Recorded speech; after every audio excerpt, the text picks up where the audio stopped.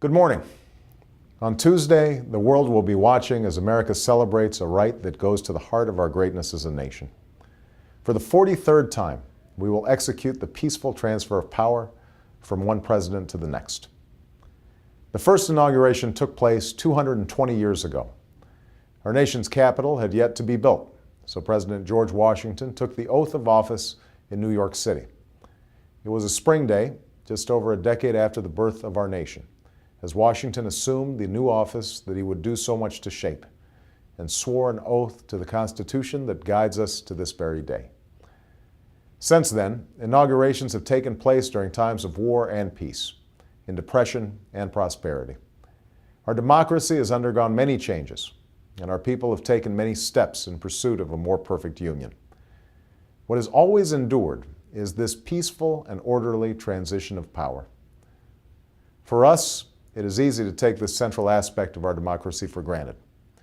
But we must remember that our nation was founded at a time of kings and queens. And even today, billions of people around the world cannot imagine their leaders giving up power without strife or bloodshed. Through the ages, many have struggled for the right to live in a land where power does not belong to one person or party. And many brave Americans have fought and died to help advance that right. Through the long twilight struggle of the Cold War, our transitions from one president to the next provided a stark contrast to the suffocating grip of Soviet communism. And today, the resilience of our democracy stands in opposition to the extremists who would tear it down. Here at home, transitions also remind us that what we hold in common as Americans far outweighs our political differences.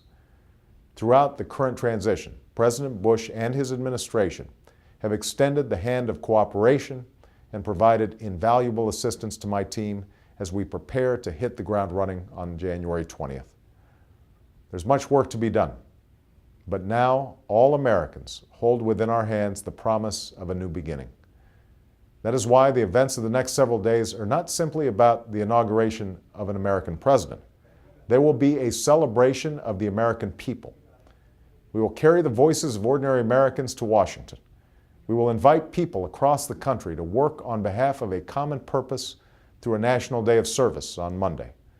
And we will have the most open and accessible inauguration in history for those who travel to the Capitol and for those who choose one of the many ways to participate in their inauguration from their own communities and their own homes. Together, we know that this is a time of great challenge for the American people.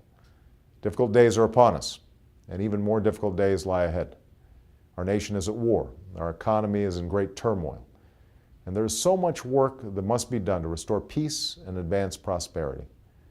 But as we approach this time-honored American tradition, we are reminded that our challenges can be met if we summon the spirit that has sustained our democracy since George Washington took the first oath of office.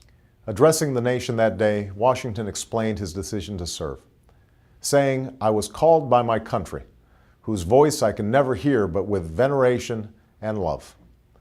This Tuesday, we can reaffirm our own veneration and love for our country and our democracy. And we can once again provide an example to the world and move forward with a renewed sense of purpose and progress at home. Thanks.